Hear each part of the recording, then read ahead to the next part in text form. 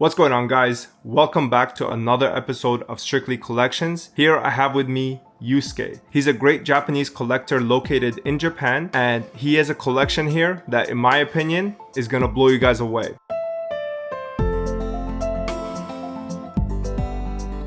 Alright, YuGiOh, could you tell us about yourself? Hello, my name is YuGiOh. I was a competitive Yu-Gi-Oh player until 2012, and right around then is when I retired and I got more into collecting. And nowadays, I am mostly collecting and also playing some retro formats like GOAT format. Amazing. So the first thing that I want to start off with is something that you briefly mentioned, which is your favorite card. Could you let us know what that is? My favorite card is Trishula, Dragon of the Ice Barrier. Great pick for sure. This card was a beast. I remember it from even back in the day. All right, so the first thing that we're going to start off with is 3 Starlight Trishulas. Now these are all TCG, and these are probably valued at like what, $100-$200 each. I would say that's pretty accurate, and that's a lot of value right there for a modern card right here. I still remember this. I actually bought a high resolution artwork myself.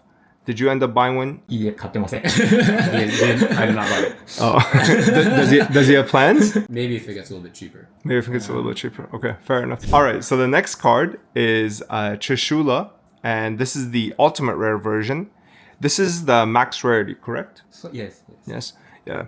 I ended up recently picking one of these up, and I paid like $200-$300 for it.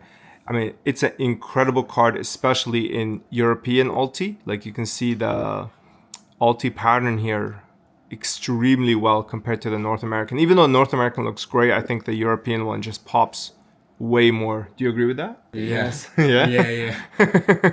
Fair enough. Does he have plans to get an English one? Or is he okay with a German one right here? Yeah. Yeah? Nothing. Amazing.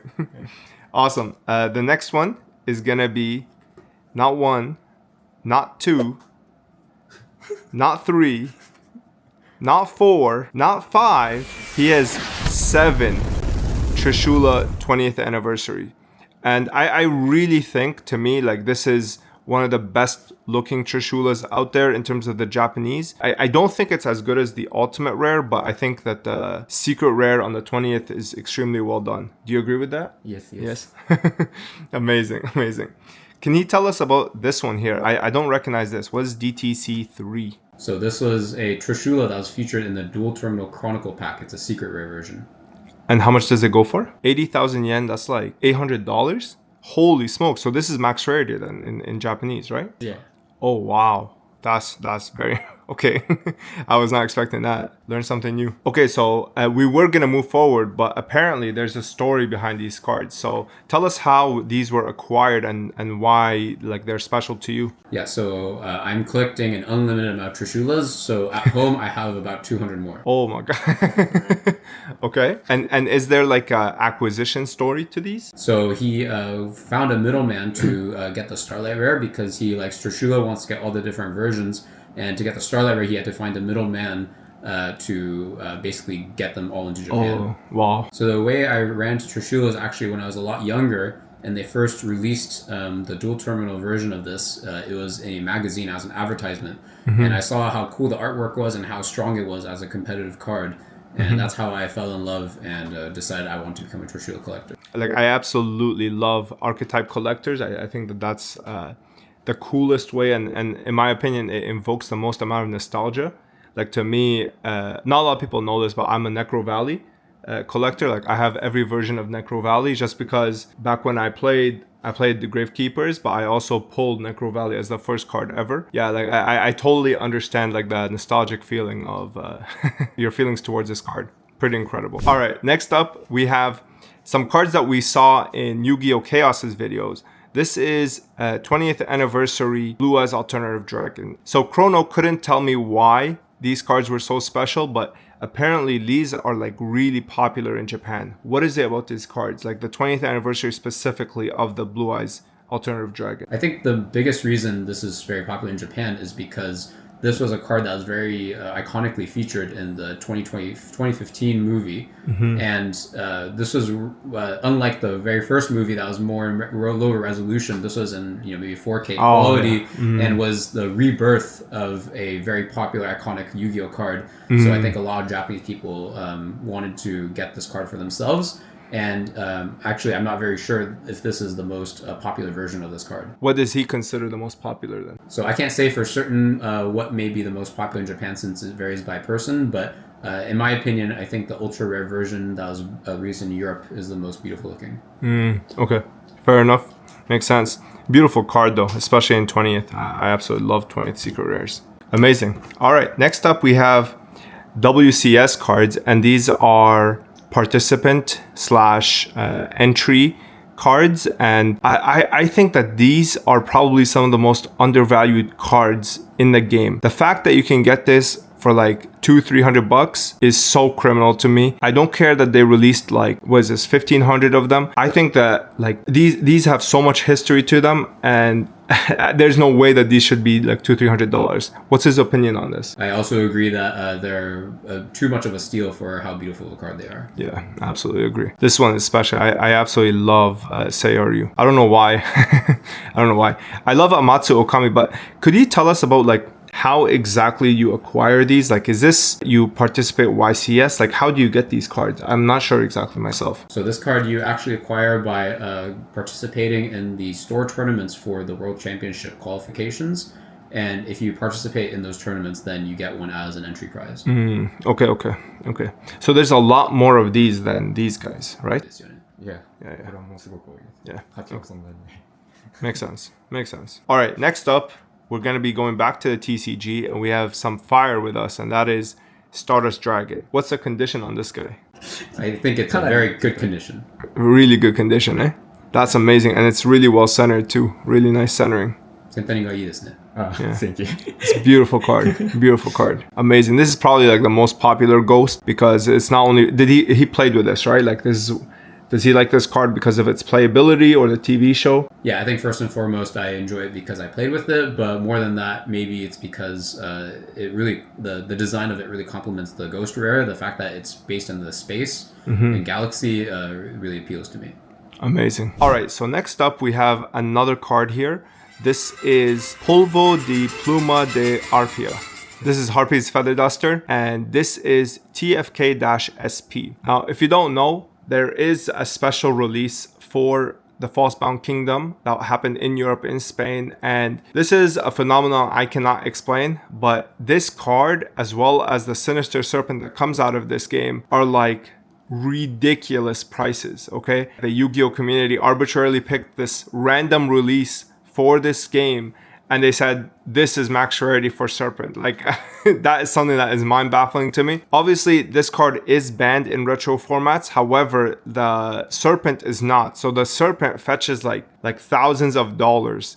And is this something that he can explain to me? Like, maybe he can tap into like the player base and tell me why these cards are so expensive? I think it's mostly driven by the scarcity of the card. The card was part of a video game that was released only in Spain. And I think it wasn't very popular, which meant that they didn't sell that many copies, so there's very few out there. I see. Makes sense. Next, we have Blood Mephisto. This card is YCSW, so this is not the ultra rare. So there's two versions of this card. There's one that's an ultra, and this is the super rare. There's a little bit of hollow bleed on this. I don't know if you guys can pick it up. This card is very playable, right? And I'm guessing that's why the price tag is so crazy compared to like other YCSWs. Actually, I don't think this card is really using competitive at all. Really? So what is the reason that this card goes for like, because I know the super is like $2,000. So why is that then? I think the biggest reason actually is the fact that this card was never reprinted. There's a lot of other cards like Dark End Dragon or Shrink that were actually reprinted for the general audience, but this card was not, which means it's probably still a premium. Interesting. So this is not usable like in Edison or Tengu? Not at all. No. Really? It's not a good card. Okay, fair enough. I actually respect that a lot more. It means that there's no like player tax, right? Like it means this card is what it's worth because it simply is rare or like never reprinted. Amazing. The fact that it fetches $2,000, that's pretty incredible in my opinion. Like next up we have Dark End Dragon SJCS. I saw that you had Cyberstein as well here. Now what makes this get this massive acrylic and Cyberstein not? Because I'm pretty sure Cyberstein is more expensive than Dark End. So what's the reasoning here? So actually when I was first starting to collect, Dark End Dragon was one of the first cards I got. and I think I was very excited, so I put it in this very big, tablet. But as I started to collect, I realized it's not very sustainable because of the weight. So I got a little bit lazy, and I started putting these into one-touch cases. Okay, makes sense. Yeah, actually, Dark and Dragon's a very usable card in Edison format. So once I start to play that, I may have to take it out. Oh, okay, fair enough. He's gonna flex on people then. Fair enough. So before we move on, these are probably around this is like $2,000 to $3,000 simply because it's an SJC prize card as well as it's playable. And then the Cyberstein I would approximate around like $4,000, $5,000, and I think PSA 10 is around like $10,000. What's the condition like on these guys? They should be in very good condition. Very good. Yeah. Amazing. Next up, we have YCS cards. Now, this is a section I have not covered in my YuGiOh prize cards, and I am going to get to it. But these are, you're going to get a lot of information here. These are YCS Ultra Rares, and Emperor is the most expensive one. Could you tell us why? So I think there's three big reasons. First is that this was the prize card during the 250th YCS, so it has a very strong identity in that regard. The second is that it's also basically like a remake of the iconic Chaos Emperor Dragon card, which is very popular in the Yu-Gi-Oh scene. And thirdly, it's usable in competitive play in the Blue Eyes deck. So I think those three things are the strong reasons. I see. Fair enough. Well, let's start off with the first one. This is Giant Hand. I think I have a 9.5 of this. It's cool. Is this usable at all, by the way? Oh, yeah. This card is good in the 2012 meta. 2012. And then this one is used even today, correct? I don't play the current format, so it's hard for me to say, but it was usable at one point in the past. Fair enough. This card is gorgeous. Last but not least is my favorite type of prize card, which is like the absolutely useless ones, the vanillas. I think this is the best way to do like vanillas. I think vanilla prize cards are like my favorites. I am looking for another verse dragon myself. I have a Glutonia, and I'm just wondering, does he plan on collecting the another verse cards? Yeah.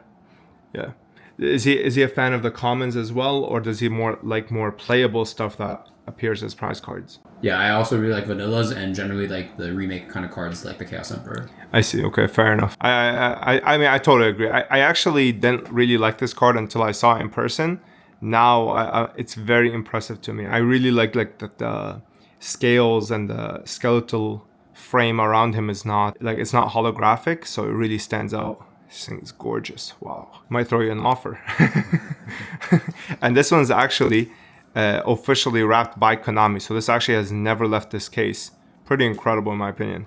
And then this is the Another Verse Dragon. What's really cool about these and what I think is like masterpiece touch for these prize cards is the fact that you can pretty much trace where each card comes from, who won it, and this makes it so that it's very hard to get leaked ones.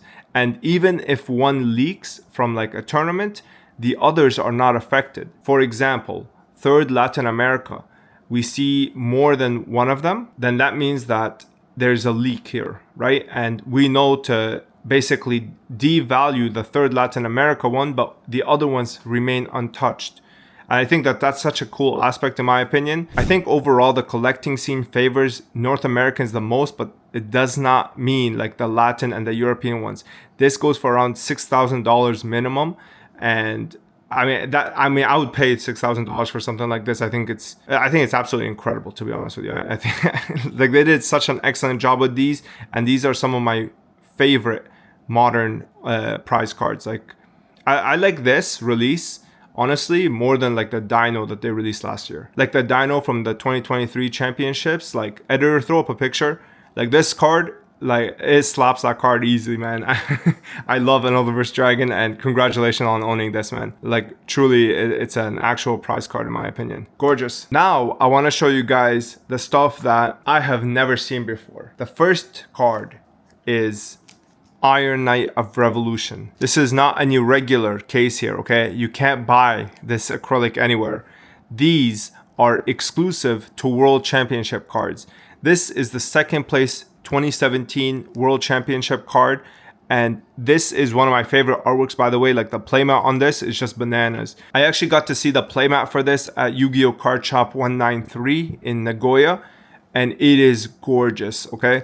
Like I love this card. I think it looks so incredible. I love the details on it, and you can see that Konami took a lot of care with the artworks here. Like you compare this with like any other card that they release, you can definitely see like the amount of intricate patterns and the like even the background, you know, it's not just smoke. They put up everything. I absolutely love Worlds cards, man, and this is an absolute masterpiece. I if I wasn't so broke, I would definitely try to make him an offer on this, but I would say like this starts around $50,000. It is an absolute accomplishment. I'm not even gonna put this one away. I'm just gonna leave it here because we're gonna go to the next one, and the next one is just as impressive. I like this one even more than these. So with this is what's called like the extra secret rare, platinum secret rare. Like there's a bunch of different names for it. Although I love this artwork more than Leonardo's Skyship, I think the rarity here is a lot weaker. I prefer ultra rares. I think ultra rare masters like the simplicity, and I love this card, man. This is crazy.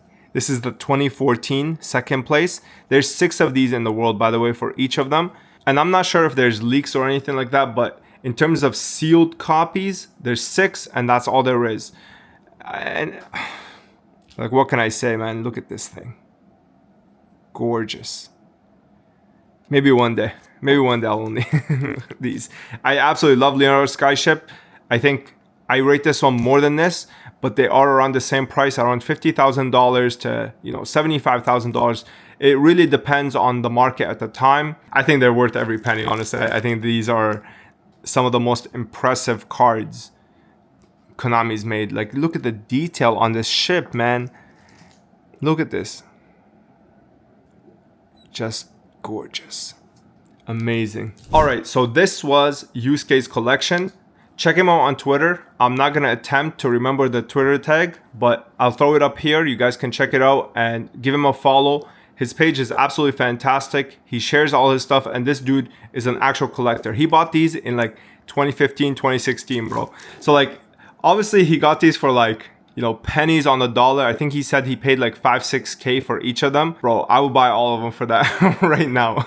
But obviously 5-6K is a lot of money for back then. Compared to today, like, you can't buy anything with it. But back then, $5,000 was a lot. YuGiOh was not nearly as established as it is today. For him to put up that kind of money at that time shows you like just how much of a collector he is. I mean, I don't think LOB Blue Eyes was like $5,000 at the time. PSA 10, it was like around $1,000. I remember I bought mine for around like $800 in 2015. That tells you, you know, like putting $5,000 up, that's very impressive. Honestly, it's a true joy to get to see your collection, man. Thank you for sharing it. And I hope the next time I come back to Japan, you'll have more prize cards for you to show off for us. 難しいですね. I think that'll be a little bit difficult for me. Here we have like 100 to 150K, 5, 10, 15. We have another 5 here. That's like another 20K. Like overall, we're talking like almost $200,000 in cards here. Absolutely impressive. Truly, thank you for sharing this. And I'm glad I got to meet you, my man. Thank you so much. All right, that's pretty much it. That is Yusuke's collection here. We got to see incredible prize cards. I'm not even gonna show you guys his deck, but he has some like max rarity stuff for his deck. He's an absolute GOAT player. Like he's a beast. Let me know what you guys think. Hit the like button, subscribe, do all that good stuff. If you want to support me further, you can support yourself by picking up your TCG accessories at strictlysealed.com. Thanks for watching, guys. I hope you enjoyed and I hope you learned something. I'll see you in the next one. Peace.